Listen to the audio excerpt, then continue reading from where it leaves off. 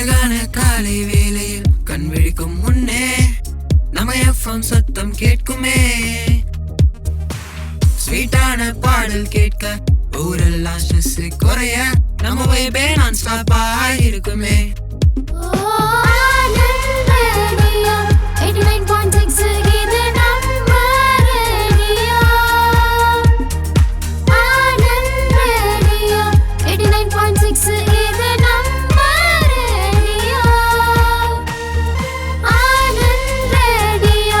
ஊரெல்லாம் கேட்க போறோம், கவலைகள் மாறப்போ.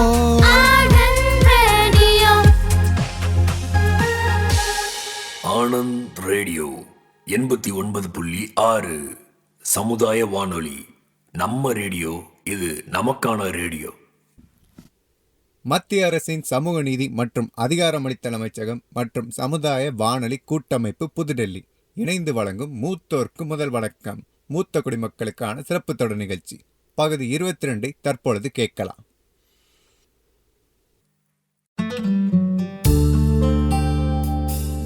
மனுஷ வாழ்க்கை குழந்தை பருவம், இளமை பருவம், முதுமை பருவம், இப்படி பல வகையான படிகளை கொண்டதா இருக்கு. ஒவ்வொரு பருவத்திலையும் வெவ்வேறு மனநிலை நமக்கு வருது. உதாரணமா, குழந்தை பருவத்துல விளையாட்டு, இளமையில பொறுப்பு, முதுமையில புரிதல் இல்லாத குழந்தைத்தனம். இந்த முதுமையில கிடைக்கிற அன்பும் அமைதியும் ஓய்வும் ரொம்ப ரொம்ப முக்கியமானது. அதத்தான் ஒரு பாட்டுல 7ஆம் எட்டில் காணாதது ஓய்வும் அல்ல அப்படின்னு சொன்னாங்க. அந்த மாதிரி முதுமை பருவத்துல பெரியவங்க மனசு திடமா இருக்கணும், தன்னம்பிக்கைய இழக்க கூடாது, அவங்க பாதுகாப்பா இருக்கணும், தேவையான எல்லாமே அவங்களுக்கு கிடைக்கணும் அப்படின்றத குறிக்கோளா வச்சு மத்திய சமூக நீதி மற்றும் அதிகாரமளித்தல் அமைச்சகம் இந்திய சமுதாய வானொலிகள் கூட்டமைப்போட இணைந்து இந்த மூத்தோருக்கு முதல் வணக்கம் நிகழ்ச்சியை வழங்குறாங்க. வாங்க நிகழ்ச்சியை கேட்கலாம். மூத்தோருக்கு முதல் வணக்கம். மூத்தோருக்கு முதல் வணக்கம். முதியோர் நலன் பேணுவோம், சமுதாய நலன் காப்போம். தாத்தா தாத்தா என்ன நடக்குதுங்க? நாங்க ஜும்பா டான்ஸ் பண்ணிக்கிட்டு இருக்கோம்மா. வாவ், செம. இதெல்லாம் பண்ணா உங்களுக்கு வயசே ஆகாது தாத்தா. உடம்பு சரியில்லாம போனதுக்கு அப்புறம் எக்ஸசைஸ் பண்ணி என்ன பிரயோஜனம்? அதான் இப்பவே எக்ஸசைஸ் பண்ண ஆரம்பிச்சிட்டோம். அது சரி, உங்க யோகா செஷன் என்னாச்சு? அது ஒரு பக்கம் சூப்பரா போய்கிட்டு இருக்குமா. இதையும் ஒரு கை பாத்துடலாம்னு சொல்லி தான் ட்ரை பண்றோம். ஃப்ரெண்ட்ஸ் 2 பேரும் ஒன்னா சேர்ந்தா உங்களெல்லாம் கையிலேயே பிடிக்க முடியாதே. அதான் எங்களுக்கு நாங்களே ஒரு போட்டி வச்சுக்கிட்டோம். எக்ஸசைஸ் பண்ணி யாரு முதல்ல டயர்ட் ஆகுறாங்களோ அவங்க இன்னொருத்தவங்களுக்கு அல்வா வாங்கி கொடுக்கணும். ஹல்வாவா? ஆனா உங்க 2 பேருக்கும் சுகர் இருக்குல்ல. சுகராவது கிகராவது இன்னைக்கு 2ல 1 பார்க்காம விட மாட்டோம். இந்த சுகர் எல்லாம் எங்களை என்ன பண்ணிட போகுது? அப்படி ஒண்ணு எங்களுக்கு வயசாகலப்பா, நாங்களும் இளவட்டம் தான். இந்த சோஷியல் மீடியா யூஸ் பண்ண ஆரம்பிச்சதுல இருந்து உங்க 2 பேருக்கும் 2K கிட்ஸ்னு நினைப்பு. நீ என்னம்மா வயசான ஆள் மாதிரி பேசுற? வா வா, வந்து எங்களோட சேர்ந்து எக்ஸசைஸ் பண்ணு. அப்பதான் நீயும் கொஞ்சமாவது சின்ன வயசு மாதிரி திங்க் பண்ணுவ. ஐயோ தாத்தா, வேணவே வேணாம். நான் இப்பதான் பேட்மிண்டன் விளையாட்டு வந்தேன், கொஞ்சம் ரெஸ்ட் எடுக்கிறேன். தெரியும், சும்மா ஒரு பேச்சுக்கு தான் கூப்பிட்டு பார்த்தோம். நீ வரலன்னு சொல்லிட்ட, சந்தோஷம். நீ வந்திருந்தா ஹல்வாக்கு ஒரு ஆள் எக்ஸ்ட்ரா கூடி இருக்கும். கரெக்டா சொன்ன பாரத். ஏதோ 5ஆம் கிளாஸ் படிக்கிற 2 பேர்கிட்ட பேசுற மாதிரி இருக்கு தாத்தா. புரியுதா? உனக்கே எங்களை பார்த்தா சின்ன பசங்க மாதிரி தானே தெரியுது. சரி, அப்ப என்ன ரொம்ப யோசனை? வா, வந்து எங்க கூட சேர்ந்து நீயும் சின்ன பசங்களா மாறிடு. அப்போ அல்வால எனக்கு பங்கு இருக்கா? அதெல்லாம் தரமாட்டோம், அதை நாங்க உனக்கு கொடுக்காமலே சாப்பிடுவோம். என்ன, இன்னைக்கு எதுவும் சாப்பிடக்கூடாத பொருள் எதையும் சாப்பிட்டீங்களா? உங்க 2 பேரோட நடவடிக்கையிலையும் ஏதோ வித்தியாசமா இருக்கு. அப்படியா? நாங்க இன்னும் ஒண்ணு அப்படி எதுவும் சாப்பிடலையே. ஆனா இப்போ ஒண்ணு சாப்பிட போறோம் லட்சுமி கண்ணு. என்னது? ஹல்வா. அடேங்கப்பா, முடியலடா சாமி. தாத்தாக்களே, உங்க அலும்புக்கு அளவே இல்லையா? கோச்சுக்காத செல்லக்குட்டி, சும்மா ஒரு ஜோக்கு பண்ணோம், அதுக்கே இப்படி கோச்சுக்கிட்டா எப்படி? சரி, இப்போ உனக்கு என்ன வேணும்? அல்வா செய்யறதுக்கா? இல்ல லட்சுமி கண்ணு, நாங்க வாழ்க்கையோட ஹல்வாவை அமைதியா அனுபவிக்கிறதுக்கு உன் உதவி எங்களுக்கு வேணும். நாங்க என்ன பண்ண போறோமோ அது உன் வாழ்க்கையோட அல்வாவை ஈஸியா அனுபவிக்க உதவும். நீங்க என்ன சொல்றீங்கன்னு எனக்கு புரியல. சொல்றோம். ஆனா என்ன ஆனான்னு இழுக்கிறீங்க? ஆனா முதல்ல அதுக்கு நீ ஒண்ணு பண்ணணுமே. சொல்லுங்க தாத்தா. நீ ஐயோ சொல்லுங்கப்பா சீக்கிரமா. முதல்ல நீ அல்வா செய்யணும். உண்மையாவே இன்னைக்கு உங்க 2 பேருக்கும் மண்டையில ஏதோ பிரச்சனை. இன்னைக்கு நாங்க ஒரு முடிவு எடுத்திருக்கோம். நாங்க அதை சரியா செய்யறோமா இல்லையான்னு நீ தான் சொல்லணும். ஆமா, ஏன்னா உங்க ஜெனரேஷன் பசங்க தானே ரொம்ப புத்திசாலிங்க. அம்மாடியோ, ரொம்ப புகழ்ச்சியெல்லாம் வேணாம் தாத்தா, சீக்கிரம் சொல்லுங்க, உங்களுக்கு என்ன ஹெல்ப் வேணும்? உனக்கு தான் தெரியுமே, நான் வாழ்க்கை பூரா வேலை செஞ்சேன். ரிட்டையர் ஆனதுக்கு அப்புறம் இந்த வீட்டை கட்டினேன். சரி, இப்ப அதுக்கு என்ன? நீங்க வாழ்க்கைய பாக்குற மாதிரி நாங்க பார்க்கல. நாங்க எப்படி வாழ்க்கையை பாக்குறோம்? நீங்க வாழ்க்கையை அனுபவிக்கிறீங்க, பொறுப்புகளையும் புரிஞ்சுக்கிறீங்க. உங்க சொந்த சந்தோஷத்துக்கு எப்படி முன்னுரிமை கொடுக்கணும்னு உங்களுக்கு நல்லாவே தெரிஞ்சிருக்கு. என் வாழ்க்கை பூரா வேலை குடும்பம்னே ஓடிருச்சு. இப்பதான் தெரியுது எதிர்காலத்தை பத்தி எந்த திட்டமும் இல்லாம வாழ்ந்திருக்கோன்னு. அதுக்குன்னு இப்ப எங்க பசங்களை குறை சொல்றோம்னு தப்பா நினைக்க கூடாது. ஆனா எனக்கும் புரியுது தாத்தா, நீங்க என்ன முடிவு எடுத்திருந்தாலும் அது சரியா தான் இருக்கும். நாங்க சொல்றத கேட்காம எந்த முடிவும் எடுத்துறாத. முதல்ல நாங்க சொல்ற திட்டத்தை கேளு, அப்புறம் உன் அட்வைஸ சொல்லு. சரி சரி, ஏதோ பெருசா ஒரு சம்பவம் நடக்க போகுதுன்னு நினைக்கிறேன். அதுக்கு முன்னாடி ஒண்ணு பண்ணணும். என்ன பண்ணணுமா? நீங்க ஹல்வா சாப்பிடுறது தான். சரி சரி, எக்ஸசைஸ் பண்ணி ரொம்ப டயர்டா இருக்கீங்க, போய் ஃப்ரெஷ் அப் ஆயிட்டு வாங்க. நாம இன்னைக்கு சமுதாய வானொலி நிலையத்துக்கு போகணும் இல்ல? போங்க போங்க, போய் சீக்கிரம் கிளம்புங்க. இந்தா 2 நிமிஷத்துல ரெடி ஆயிடுறோம்.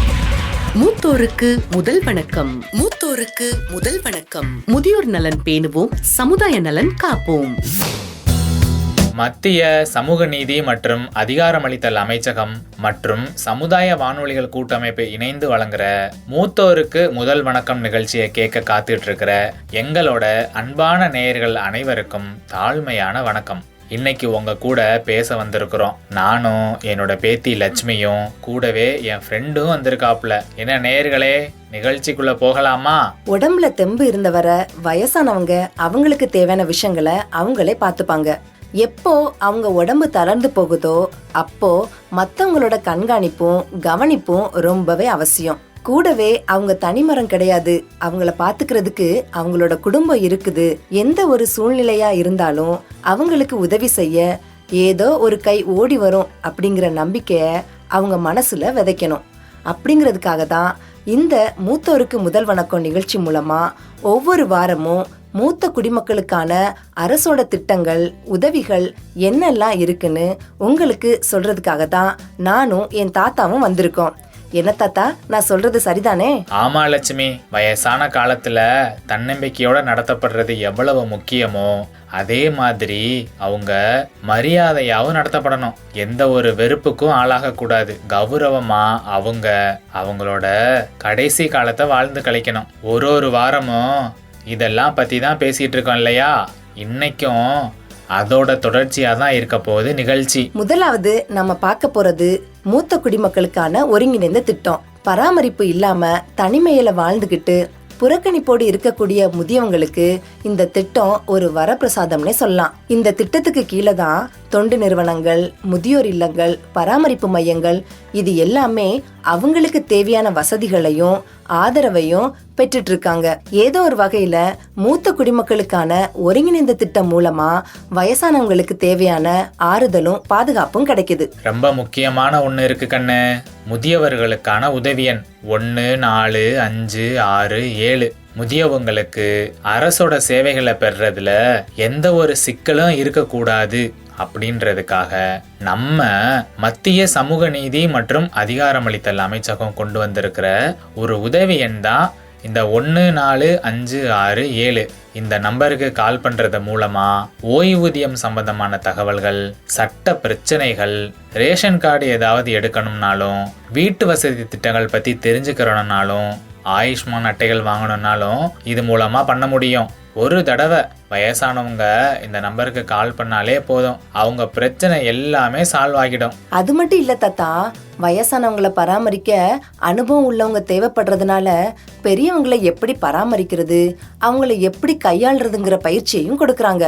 இந்த திட்டத்தின் மூலமா நிறைய தொழில் முறையில வேலை செய்யக்கூடிய முதியோர் பராமரிப்பாளர்களை உருவாக்கி மூத்த குடிமக்களோட தேவைகளை புரிஞ்சுக்கிட்டு அவங்களுக்கு நல்ல ஒரு பராமரிப்பு சேவையும் கொடுக்கப்படுது. அடுத்ததா நாம பார்க்க போறது இந்த சேஜ், அதாவது இத சீனியர் கேர் குரோத் என்ஜின் அப்படின்னு சொல்லுவாங்க. இந்திய அரசாங்கத்தோட சமூக நீதி மற்றும் அதிகாரமளித்தல் அமைச்சகம் முதியோர் பராமரிப்பு பொருட்கள் மற்றும் சேவைகளை மேம்படுத்துறதுக்காக கொண்டு வந்திருக்கிற ஒரு முயற்சி தான் இந்த போர்ட்டல். புதுசா தொழில் தொடங்கக்கூடியவங்க, அதுவும் குறிப்பா வயசானவங்களுக்காக பராமரிப்பு பொருட்கள் தயாரிக்கக்கூடியவங்க, அது சம்பந்தமான தொழில் தொடங்கணும்னு நினைச்சாங்கன்னா இந்த ஒரு போர்ட்டலை அவங்க பயன்படுத்திக்கலாம். இது மூலமா வயசானவங்களுக்கு தேவையான பொருட்களை, சேவைகளை அடையாளம் கண்டுபிடிச்சு அதை தயாரிச்சு அதுக்கான தீர்வுகளை கொடுத்து மதிப்பீடு செஞ்சு சரிபார்த்து ஒருங்கிணைக்கிறது. இது எல்லா வேலையுமே இந்த சேஜ் திட்டத்துக்கு கீழே மத்திய சமூக நீதி மற்றும் அதிகாரமளித்தல் அமைச்சகம் கொண்டு வந்திருக்காங்க. கண்டிப்பா இது மூலமா மூத்த குடிமக்களுக்கான நிறைய தேவைகள் பூர்த்தி பண்ணப்படும். ராஷ்டிரிய வயோஸ்ரீ யோஜனா இந்த திட்டம் வயசானவங்களுக்கு ஒரு வரப்பிரசாதம்னே சொல்லலாம் தாத்தா. வறுமை கோட்டுக்கு கீழே உள்ள மூத்த குடிமக்கள் அவங்களுக்கு தேவையான உதவி உபகரணங்களை வாங்குவதற்கும் இந்த திட்டம் உதவி செய்யுது. எடுத்துக்காட்டுக்கு ஒரு வாக்கிங் ஸ்டிக் வாங்கணும்னாலோ, காது கேட்கிற கருவி வாங்கணும்னாலோ, செயற்கை பல் செட்டு வாங்கணும்னாலும் இந்த திட்டம் மூலமா நம்ம வாங்கிக்கலாம். லட்சுமி கண்ணே, நாங்களும் ஏற்கனவே வயோ அபியுதய யோஜனா திட்டத்தில் இருக்கோம். எங்களுடைய எதிர்காலத்துக்கு நாங்கள் ஏதாவது பண்ணணும், எந்த சிரமமும் இல்லாமல் இருக்கணும். அதுக்கு ஏதாவது வழி இருக்கா? கேளு, இன்னும் வேற ஏதாவது இருக்குதா? என் மனசுலயும் ஒன்று இருக்கு. என்ன தாத்தா இருக்கு மனசுல? கேளுங்க. அதுவா, அது கொஞ்சம் ரிஸ்க் ஆச்சே. ஓ அதுவா, அந்த பணம் போடுறத பத்தி சொன்னியே, அதுதான் ரொம்ப ஈஸியான வழின்னு கூட சொல்லியிருந்த. ஆனா நிறைய பேரு அதுல பணத்தை போட்டு தான் எல்லாத்தையும் இழந்துட்டு நிக்கிறாங்க. ஒரு நிமிஷம் தாத்தா, நீங்க 2 பேரும் பங்கு சந்தை பத்தி தானே பேசுறீங்க? ஆமா லட்சுமி கண்ணு, இதெல்லாம் உனக்கு எப்படி தெரியும்? அதான் தாத்தா 2K கிட். சரி லட்சுமி கண்ணு, 2K கிட் புத்திசாலின்னு ஒத்துக்கிறேன். இந்த பங்கு சந்தை எப்படிப்பட்டது? நம்ம அதுல முதலீடு பண்ணா நல்லதா கெட்டதா? இத பத்தி சொல்லு. பாருங்க தாத்தா, நான் வேலைக்கு சேர்ந்து கொஞ்ச நாள் தான் ஆகுது. என்னோட மாச சம்பளத்தை வாங்கினதுமே நான் ஒரு முதலீடு திட்டத்துல சேர்ந்திருக்கேன். பங்கு சந்தையிலையா? ஆமா தாத்தா, பங்கு சந்தையில தான் போட்டிருக்கேன். நீங்க எடுக்கிற திட்டம் உங்க தேவைக்கும் திறமைக்கும் ஏத்த மாதிரி இருக்கணும். எனக்கு செட் ஆகுற திட்டம் உங்களுக்கும் செட் ஆகணும்னு அவசியம் இல்ல. பாத்தீங்களா, நான் சொன்னேன்ல, எப்படி குழப்பது பாருங்க. இந்த பங்கு சந்தையெல்லாம் நமக்கு சரிப்பட்டு வராதுப்பா. ஏன் வராது? எந்த வேலையும் சரியான வழியில செஞ்சா நல்ல பலன் கிடைக்கும். லாபமோ நஷ்டமோ எது வேணாலும் வரலாம். இப்ப நீ என்ன சொல்ல வர்ற? நாம பங்கு சந்தையில முதலீடு செய்யணுமா? நம்ம எல்லாருமே எதிர்காலத்துக்காக முதலீடு செய்யலாம் தாத்தா. ஆனா சரியான பயிற்சி எடுத்துக்கிட்டு பண்ண ஆரம்பிக்கணும். நிறைய பணம் முதலீடு செஞ்சா நல்ல வருமானம் கிடைக்கும்னு கேள்விப்பட்டேன். நம்ம கிட்ட அவ்வளவு பணம் இல்லையே, என்ன பண்றது? இல்ல தாத்தா, ஒரேடியா நிறைய பணத்தை முதலீடு செய்யணும்னு அவசியம் இல்ல. ஒவ்வொரு மாசமும் நம்ம கொஞ்சம் கொஞ்சமா முதலீடு செய்யறதுக்கு நிறைய வழி இருக்கு. வயசானதுக்கு அப்புறம் எந்த பிரச்சனை வந்தாலும் அதை சமாளிக்க தயாரா இருக்கணும்ல. ஆமா, ஏதாவது அவசர நிலை வந்துருச்சுன்னா மத்தவங்களை நம்பி இருக்கக்கூடாதுன்னு நினைக்கிறோம். எல்லாத்துக்கும் ரெடியா இருக்கிறது ஒரு நல்ல விஷயம் தான் தாத்தா. எங்க குழந்தைங்க எங்களை நல்லா பாத்துக்கிறாங்க, நல்லாவே கவனிச்சுக்கிறாங்க. இருந்தாலும் நம்மளை நாமளே கொஞ்சம் பார்த்துக்கணும்னு நினைக்கிறோம். நம்ம நிகழ்ச்சியோட குறிக்கோள் என்னன்னு உனக்கும் தெரியும்ல, வயசானவங்களை பத்திரமா பார்த்துக்கணும். ஆமா, உடல் ரீதியாவோ நிதி ரீதியாவோ எந்த மாதிரியான அவசர நிலையா இருந்தாலும் தயாரா இருக்கணும். அதுல தப்பே இல்லல்ல. ஆமா. சரி, இன்னொன்னு சொல்றேன் கேளுங்க. சொல்லுமா. தாத்தா, நான் எங்க ஆபீஸ்ல வேலை பார்க்குற ஒரு பொண்ணை பத்தி சொன்னனே, ஞாபகம் இருக்கா? ஞாபகம் இருக்கு. முத நாளே உனக்கு நல்ல ஃப்ரெண்ட் ஆகிட்டான்னு சொன்னியே, அந்த பொண்ணு தானே? ஆமா, இன்னைக்கு அவங்க அம்மாவை தான் பார்த்தேன். அவங்க சொன்ன விஷயம் செம்ம சூப்பரா இருக்கும். ஓ, அவங்க என்ன சொன்னாங்க? அத நான் கதையாவே சொல்றேன். என் ஃப்ரெண்டோட அம்மா தான் நம்ம கதையோட ஹீரோயின். ஆனா அவங்களோட பேரு எனக்கு தெரியல. அவங்களுக்கு ஒரு பேர் வைக்கலாமா? என்ன பேர் வைக்கிறது? சுனிதா. அவங்களுக்கு சுனிதான்னு பேர் வைக்கலாம்ல. ஓஹோ, காலேஜ்ல படிச்ச சுனிதாவா? இன்னும் நீ அவங்கள மறக்கலையா? சும்மா தாப்பா சொன்னேன். அப்படியா? எப்படி அந்த பேரை மட்டும் அப்ப கரெக்டா சொல்ற? பேத்தி இருக்கா, சும்மா இருப்பா. சரி, அவங்கள சுனிதான்னே கூப்பிடலாம். கதை என்னன்னா, சுனிதா ஒரு சாதாரண குடும்பத்துல இருந்து வந்த பொண்ணு. அவ படிப்புல கெட்டிக்காரி, புத்திசாலி, நிறைய விஷயங்கள் செய்யணும்னு நினைச்சா. ஆனா நிறைய வீட்டுல நடக்கிற மாதிரி தான் 22-23 வயசுல கல்யாணம் பண்ணி வச்சுட்டாங்க. அவளும் வீடு, குடும்பம், சொந்தக்காரங்கன்னு எல்லாரையும் ரொம்ப நல்லாவே பாத்துக்கிட்டா. இதுல என்ன இருக்கு லட்சுமி கண்ணு? நம்ம ஊர்லயே நிறைய பெண்கள் இதைத்தானே செய்யறாங்க. சரிதான், ஆனா கதை தொடங்குறது சுனிதாவுக்கு 55 வயசு ஆகும்போது. ஓஹோ, அப்ப இந்த கதை அவங்களோட வயசான காலத்தை பத்தினதா? இல்ல தாத்தா, இந்த கதை அவங்களோட 2வது இளமைய பத்தி. நல்லா இருக்கும் போலயே, நீ கதைய சொல்லு. என் கூட இருக்கவன் காலேஜ்ல பார்த்த அந்த சுனிதாவை நினைச்சுக்கிட்டு இருக்கான் போல. பாரத், என்ன மட்டும் சொல்லாதாப்பா, உனக்கும் அவளை பிடிக்கும்ல. நீயும் தான் எப்போவும் அவளுக்காக பச்சை மாங்காய், கொய்யா, நெல்லிக்காய்னு கொண்டு வருவ. அதனால தானே சொல்லிக்கிட்டே இருக்க. அதெல்லாம் உனக்காகத்தான் நண்பா. எனக்காகவா? நம்புறேன் நண்பா. சரி லட்சுமி, நீ கதையை சொல்லு. அவன் சொல்ற பொய்யெல்லாம் நம்பாத. உங்க 2 பேர்ல யாருக்கு அந்த சுனிதாவை பிடிச்சிருக்குன்னு எனக்கு தெரியல.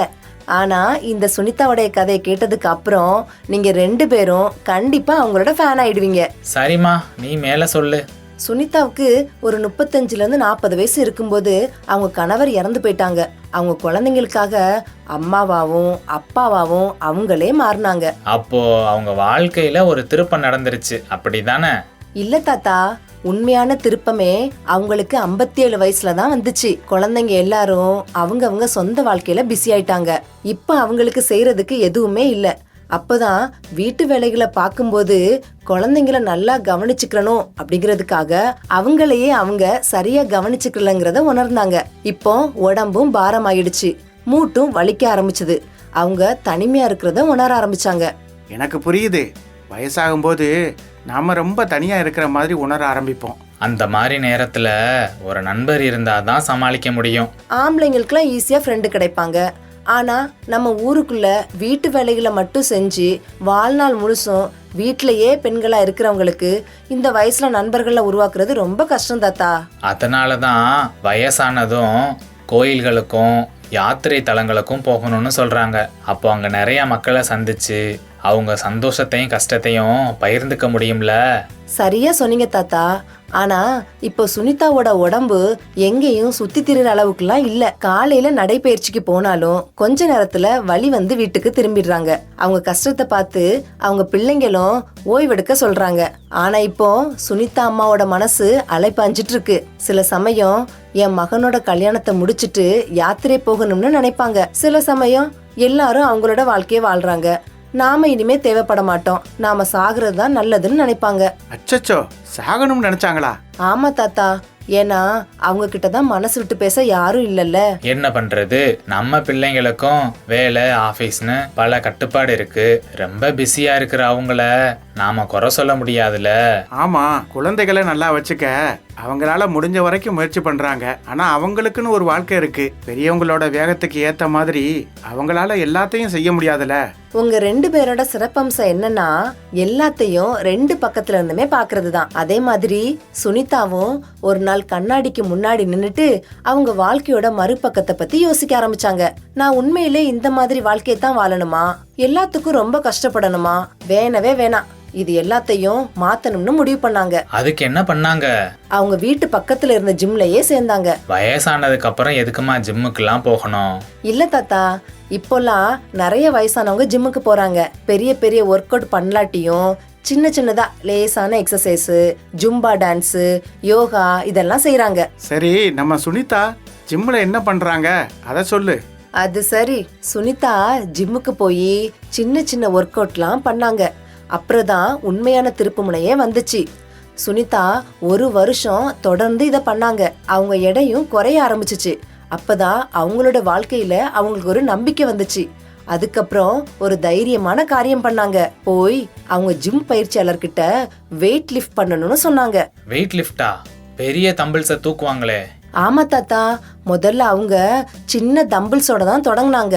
அதுக்கப்புறம் பெரிய வெயிட் லிஃப்டிங் பயிற்சிலாம் செய்ய ஆரம்பிச்சு 60 வயசு ஆகும்போது முதியோர்களுக்கான வெயிட் லிஃப்டிங் பிரிவில் மாநில அளவுல தங்க பதக்கம் வாங்கினாங்க.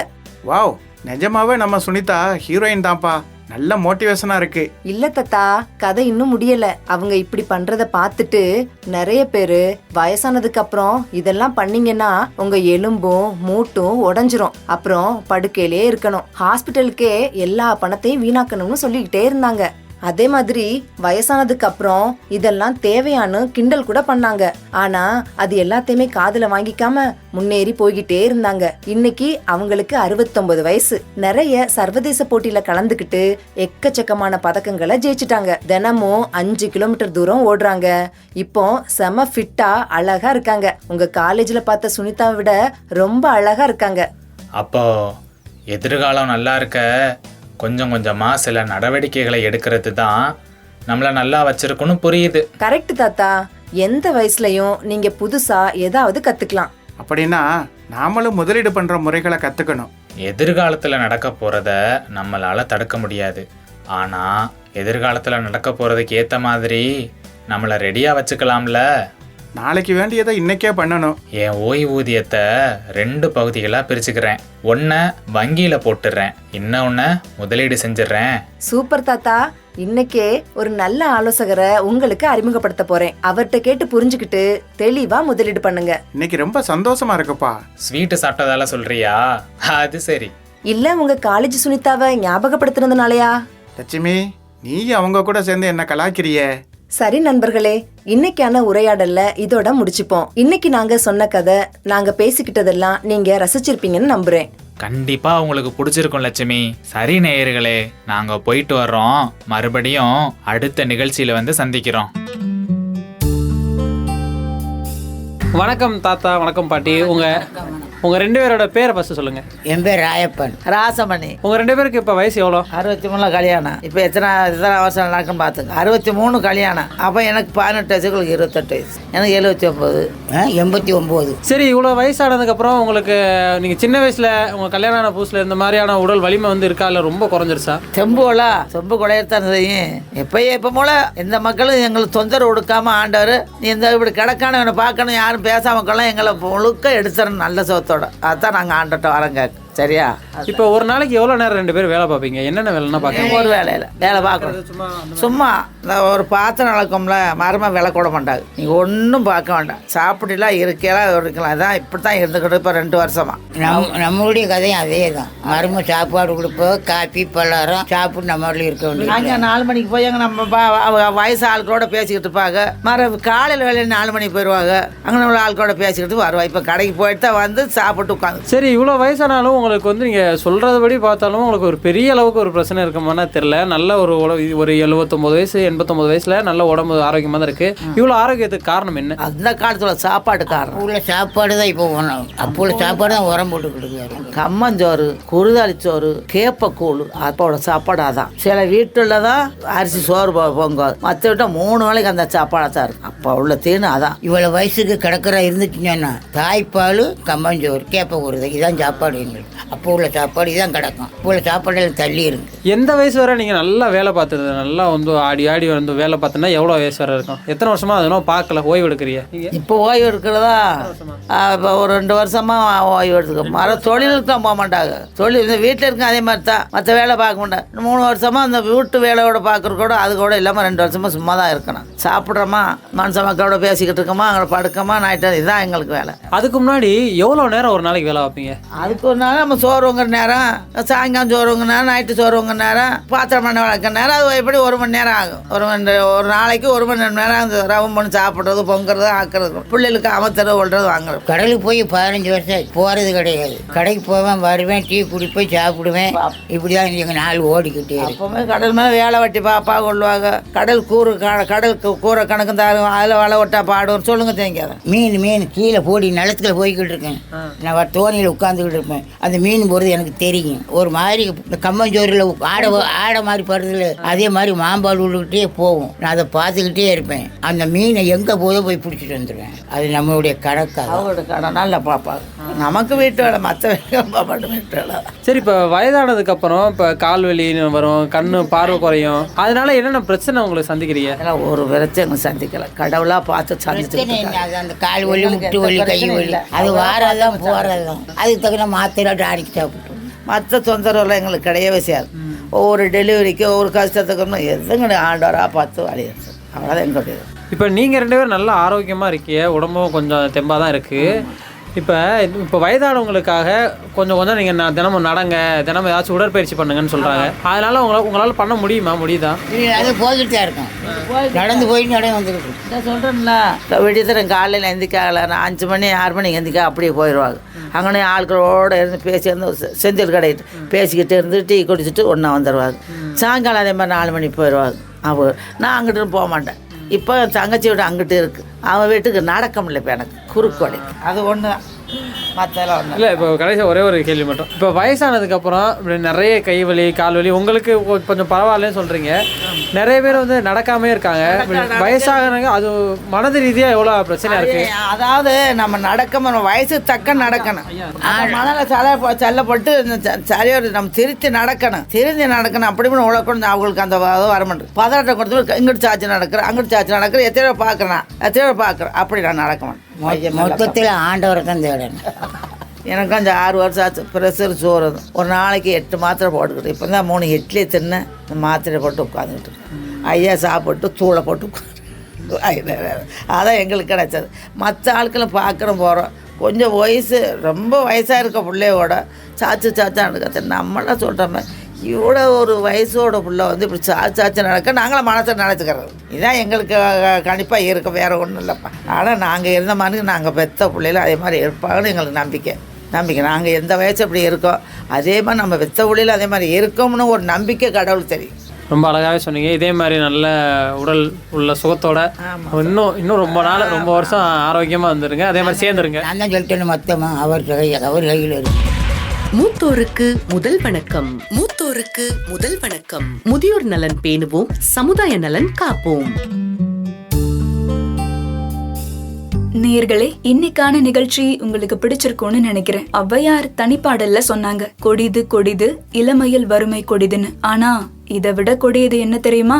முதுமை காலத்துல அன்பு இல்லாமை. அதனால வீட்டுல இருக்கிற முதியவர்களை அன்போடையும் அக்கறையோடையும் கவனிச்சுக்கிறது நம்மளோட கடமை இல்ல, நம்மளோட உரிமை. இதை உணர்த்துறதுக்காக இந்த மூத்தோருக்கு முதல் வணக்கம் நிகழ்ச்சியை வழங்கினது மத்திய சமூக நீதி மற்றும் அதிகாரமளித்தல் அமைச்சகம். இது இந்திய சமுதாய வானொலிகள் கூட்டமைப்பின் முன்னெடுப்பாகும். நன்றி. உன்னை பெற்ற தந்தை தாயை மறக்க முடியுமா?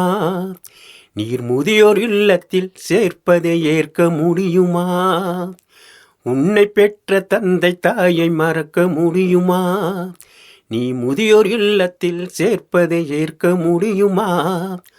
10 மாசம் உன்னை சுமந்து பெற்ற தாயடா, உன்னை தோளின் மீதும் நெஞ்சின் மீதும் போட்ட தந்தையடா. 10 மாதம் உன்னை சுமந்து பெற்ற தாயடா, உன்னை தோளின் மீதும் நெஞ்சின் மீதும் சுமந்த தந்தையடா. அன்பை மறந்து அறிவை இழந்து நீயும் போரியடா, அன்பை மறந்து அறிவை இழந்து நீயும் போரியடா. உன்னை பெற்ற தந்தை தாயை மறக்க முடியுமா? நீ முதியோர் இல்லத்தில் சேர்ப்பதை ஏற்க முடியுமா? பட்டினியாய் கிடந்தாலும் பாலை கொடுத்தவள், நீ பசியாரும் இன்பத்திலே தன்னை மறந்தவள்.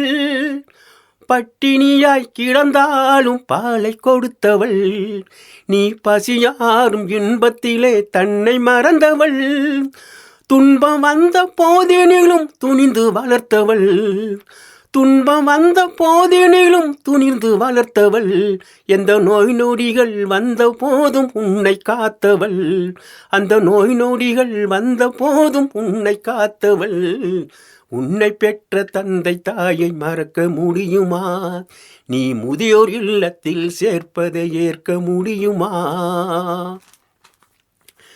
உன்னை படிக்க வைக்க இரவும் பகலும் உழைத்த தந்தையடா, நீ வேலை வாங்க பல லட்சம் கொடுத்த தந்தையடா. உன்னை படிக்க வைக்க இரவும் பகலும் உழைத்த தந்தையடா, நீ வேலை வாங்க பல லட்சம் கொடுத்த தந்தையடா. உனக்காக அனைத்தையுமே இழந்த பெற்றோர்கள், உனக்காக அனைத்தையுமே இழந்த பெற்றோர்கள். நீ நன்றி கெட்ட மனிதனாக நீயும் இருப்பதேன், நீ நன்றி கெட்ட மனிதனாக நீயும் இருப்பதேன். உன்னை பெற்ற தந்தை தாயை மறக்க முடியுமா? நீ முதியோர் இல்லத்தில் சேர்ப்பதை ஏற்க முடியுமா?